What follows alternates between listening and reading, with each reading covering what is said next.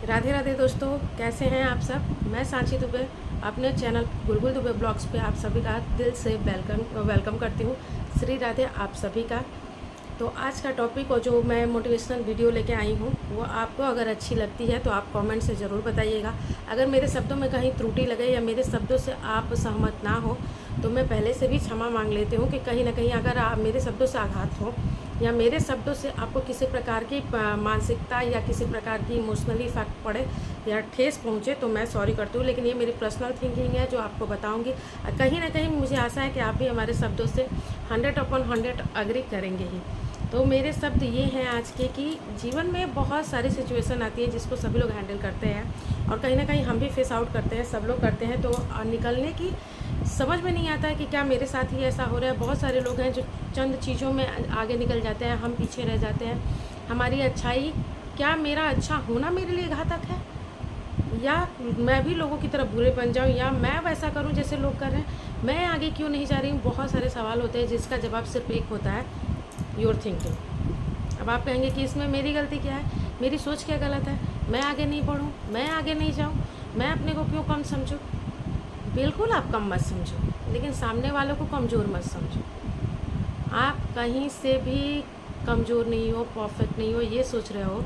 आप बहुत ज़्यादा स्ट्रॉन्ग हो, आप में इतने सारे टैलेंट हैं, आप में बहुत सारी कैपेबिलिटी है कि आप आगे जा सकते हो, फिर भी आगे नहीं बढ़ रहे हो तो कहीं ना कहीं कुछ तो कमी होगी।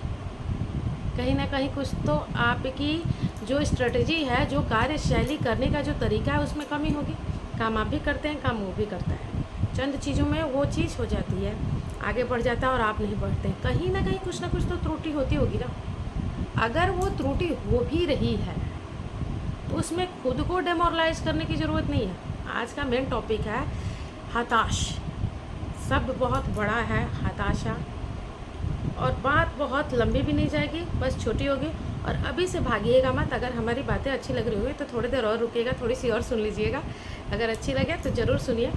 हताशा क्या होता है ना कि कभी भी हम जीवन हो या किसी प्लेटफॉर्म पे हो या कहीं, मैं हमेशा बोलती हूँ कि कार्यशैली कहीं भी आप रहें, हताशा के शिकार कहीं ना कहीं कभी ना कभी ज़रूर होते हैं। हताश ज़रूर होते हैं कि मेरे साथ ऐसा क्यों हुआ, मैं तो परफेक्ट हूँ, मैं तो हर चीज़ में कैपेबल था, मैं अच्छा हूँ, मैं मेरे से वो आगे कैसे निकल सकता है।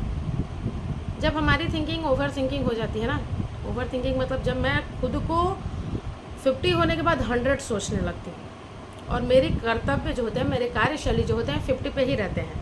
आप हमारी बातों से समझ रहे होंगे कि अगर हम सोच हमारी 100% की है और कार्यशैली हमारी 50% की है तो हमारी डेवलप भी जो होगी ना 50% ही आएगी, 100 पे नहीं जाएगी। क्योंकि जब तक कार्य 100 होगा और सोच 200% ले जानी है, तब आप 100% कार्य करने के कैपेबल हो, क्षमतावान हो, तब आप सोच सकते हैं 50% का। सोचिए कम, करिए ज़्यादा। मतलब मेरे कहने का मतलब है कि आप केवल कार्य सोचते हैं कि आज मैं पढ़ूंगा, ये करूंगी, वो करूंगा, ऐसे करूंगा तो अमीर हो जाऊंगा, वैसे करूंगी तो मैं वायरल हो जाऊंगी। वैसे यूट्यूब पे भी है कि बहुत सारे लोग हैं कि ऐसे करेंगे तो वायरल हो जाएंगे, ये उठाएंगे, ऐसा कर देंगे, उसको कॉपी कर देंगे। कहीं भी अपनी कमी को सुधारने का कोई भी कोशिश नहीं करता है। कहीं भी अपने जब सुधार की कोशिश नहीं करते हैं तो फिर आघात पहुंचता है, दुखी होते हैं, स्ट्रेस होता है, इरिटेशन होती है। और एक इतने सारे जो इंग्लिश के शब्द है ना, इसको मैं निचोड़ के एक चीज़ में लाती हूँ। हताशा ऐसी होती है कि अपने जीवन को तहस नहस कर देती है, यहाँ तक कि आपको ले जाके ख़त्म कर सकती है, आपकी सोचन शक्ति को भी हेल्प कर सकती है। एकदम मतलब एकदम डिप्रेशन वाली फीलिंग आ सकती है कि आपसे तो कुछ होगा ही नहीं। तो ये हताशा होती क्यों है, ये हताशा आती क्यों है, इस सिचुएशन में मुझे जाना ही क्यों है, ऐसा होना ही क्यों है। तो सबसे बड़ी चीज़ है कि अगर इससे बचना है तो खुद को समझना होगा। आप क्या हैं, आपकी क्षमता क्या है, आपकी कार्य करने की शैली क्या है, आप जो कार्य कर रहे हो, आप जो करने की इच्छा रख रहे हो, तो उस कार्य को आप उस लेवल तक ले जा पाओगे। अब ये कहेंगे कि बिना किए मैं कैसे बता दूं कि ले जाऊंगा कि नहीं ले जाऊंगा। बिल्कुल। तो क्या आप उस कार्य को करने या उस कार्य को उस लेवल तक ले जाने के लिए, उसको compete करने के लिए, उसको हराने के लिए, जिससे आप कंपटीशन है या खुद से कंपटीशन करो, दूसरे से नहीं करो, खुद से करो, तो हताशा नहीं होगी। मैं हमेशा कहती हूँ अपने वीडियोस में कि खुद को चेंज करो। दूसरों को चेंज करने चलोगे ना तो वो तुमको चेंज नहीं, तुम्हें डिप्रेशन का शिकारी बना देगा, तुम्हें बुद्धिहीन कर देगा, तुम्हारे शाब्दिक क्षमता छीन लेगा वो, क्योंकि वो तुमसे 10 गुना आगे सोचेगा, तब तुमसे टक्कर लेगा। अब तुम सोचोगे कि वो मुझसे कमज़ोर है, नहीं, ऐसा नहीं होता है। आप अपने आप को अपने सामने रखें, पहले उस लेवल पे ले जाएं जहां आपको जाना है, लाइफ हो या किसी प्लेटफॉर्म पे हो, उस लेवल पे ले जाएं। उस ड्रीम जो होता है ना कि मैं सपना है, सपने मत देखिए, हकीकत में अपने आप को वहाँ रखिए और फिर सोचिए कि वहाँ तक जाने में स्टेप बाय स्टेप आप जाओगे या नहीं जा पाओगे। उस लेवल पे रखिए और वहाँ तक चढ़ने को अपने आप को देखिए कि मैं वहाँ बैठा हूँ और वहाँ तक आपकी आत्मा वहाँ बैठ गई है, आपका मन वहाँ बैठ गया है, और वहाँ तक जाने के लिए आपको शरीर के जाना है, आपके शारीरिक रूप से मेहनत करना है। वहाँ तक जाने के लिए आपको एक्टिव होना है, आपका दिमाग, आपका दिल, आपका हर प्रकार से जो सोच है वो सब कुछ वहाँ जाके बैठ गया है। लेकिन आप कहाँ बैठे हो? अपने रूम में, अपने सेल फोन में, अपनी फैमिली में, अपने डिप्रेशन में, फैमिली को कोसते हो, अपने टाइम को कोसते हो, कभी खुद को नहीं कोसते कि मैंने तो कुछ ऐसा किया ही नहीं कि मैं आगे जाऊंगा। मैंने तो खुद को, आप बोलेंगे कि क्या मेरा घर पे रहना, मेरा सेल फोन यूज़ करना या मेरा काम करना ये ख़राब है, या मैं कमज़ोर हूँ ये ख़राब है। कोई भी व्यक्ति कमज़ोर नहीं होता है।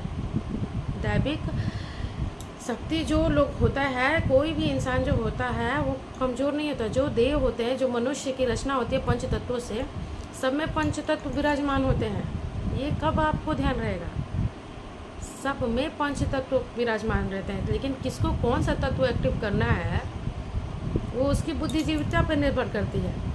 सबके पास ब्रेन उतना ही होता है, सोचने की क्षमता अलग अलग होती है, सबके पास नज़र सुंदर होती है, देखने का तरीका अलग अलग होता है, सबके पास जुबान सेम होती है। जीवा किसी की कटी पिटी तो होती नहीं है, सबकी जुबान सेम होगी। बोलने की शैली अलग होती है, आवाज़ अलग होता है, तरीका अलग होता है,